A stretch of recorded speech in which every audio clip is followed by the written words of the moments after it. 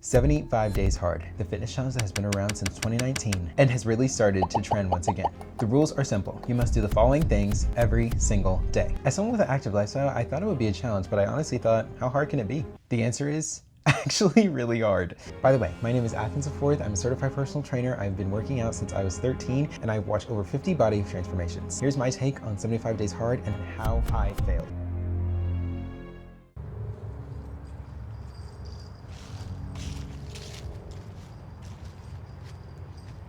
How it all started. So it's beginning of January. My coworkers have come home from winter break. One of my friends is like, hey, like I'm super motivated and I want to do 75 Days Hard. And I'm like, oh cool, like I've heard about that from a past coworker before. I've watched like a few YouTube videos about it, but I would probably do it with a partner. I don't think I wasn't mean about it. I'm rooting for you. You should do it. That's exciting. But you won't be able to do it by yourself, especially because he's in a frat, he loves the college experience, he's super social. I just didn't think it was gonna work out on his own. I was just trying to give him a tip. I wanted him to make sure he stuck to it. So then we get like, I don't know, 2-3 days later, and he texts me and he's like, hey, would you wanna do 75 Days Hard with me? And I'm like, he texts me at like, I don't know, 10:30, 11:30, something like that. And I respond 12 hours later because I was looking at that text like, the challenge was supposed to start in like, I don't know, a week or 2 weeks after he texted me. So we had time to prepare, but it started going downhill after that.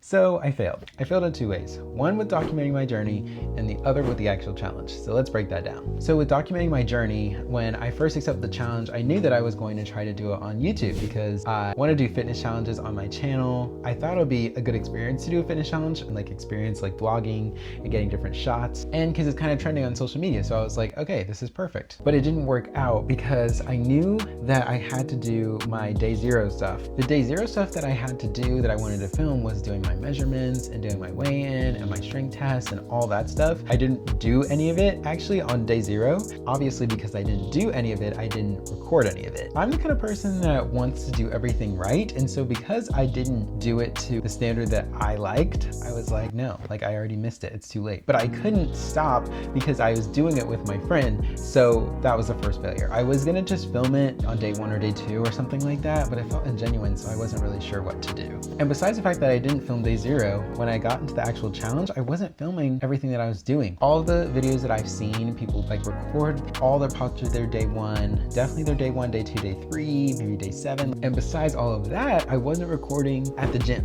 which is one of the main places I was doing my inside workouts. And so without all of these pieces, I just knew that the video wasn't gonna come together how I wanted it to. Then we have the actual failure of the challenge. The areas I failed in include the diet, the water, and some of the outside exercises. As far as the diet goes, I discovered that I am really good at getting my protein in. I was going over on my protein, it was really, really good, but as far as my calories and my carbs and my fat, I was always short. And at the end of the day, I'd have to really make up for it. Same for my water as well. And then the outside exercise, it was fine because I started the challenge in January, so it was really cold. It was snowing on one of the days. Yeah, not the best time to start the challenge actually. Yeah, so it was really cold at the beginning, so there was a lot of resistance out there, but usually I wasn't affected by that. The first day I didn't do the outdoor workout was probably day 5 maybe. I think I was kind of burnt out by that time because I wasn't sleeping well, and I get home after work and I was already tired, so I was really putting in all the rest of the energy I had for the rest of the day into those workouts. Still had dishes, still had to do laundry, all the regular things in life, like I still had those things to do, but I had no time to do them in the end of the day because I was so focused on all the fitness stuff.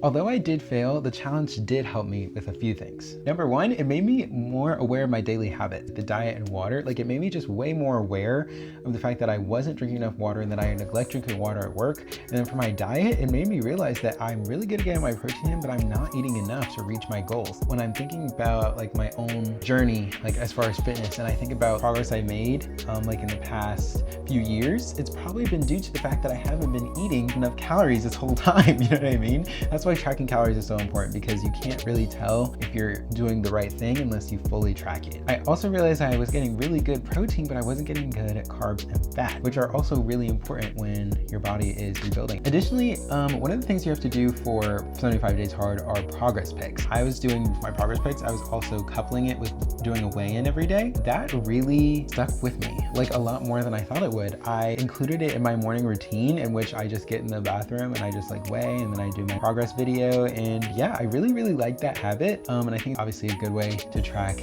my progress over time, because it's hard to tell what I look like when I look at myself in the mirror every day, how my weight is fluctuating based on how I ate that day, or if I've used the bathroom, or how much water I drink, and all that stuff. Number two, I really like tracking my food, which sounds really crazy. Most people don't like doing that. I'll tell you why I like tracking my food. One is a food scale. So I got this food scale off of Amazon, and it was really inexpensive, but it was updated. My parents have a food scale, and it's pretty old looking, and it really discouraged me from wanting to track anything on there, and I didn't even think it was going to be accurate because it was so old. And I really love it. You can track things in ounces and grams and like a bunch of different things. And another reason the food scale is so important, because whenever you track your calories, you want to use calorie tracking app, which I used, and I used the one called MacroFactor. I used to use MyFitnessPal, but I wasn't really a fan of MyFitnessPal. But the food scale comes in with your fitness app, because if you don't use a food scale, then you have to, whenever you're tracking your calories, you'll have like different servings of the food. If you don't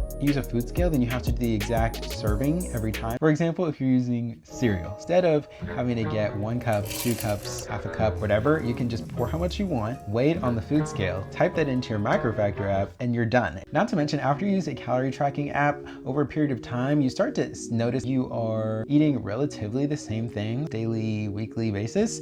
It should be pretty easy. It's not as hard as people think. The last thing I learned was how much fitness challenges take over, and the importance of priorities. When doing this challenge, it took over my life. I have this friend slash mentor that I talk to, and we meet up every now and then, and we talk on the phone every now and then, but I wasn't calling him at all during this challenge, because we usually talk in the evening. But all of my stuff that I was fitting in, my water, my exercise, my reading, all of that stuff I was fitting in at the end of the day, which is the time that we usually meet up. So I just was losing that entire thing. And of course, a few of my other friends also got a little less time for me, which, you know, if that's what I wanted to do, then that's good. I think I wanted to do the challenge while also maintaining what I already had, which is just not how priorities work. If you increase your commitment to something in one area of your life, then something else has to go down. Something else has to take the hit. And I wasn't ready to do that. But it's valuable, because now I know if I'm going to change a priority in my life, that something else has to give, and I can know that ahead of time, so I'm not surprised and I'm not overwhelming myself with things I can't actually get done. So not only was I not talking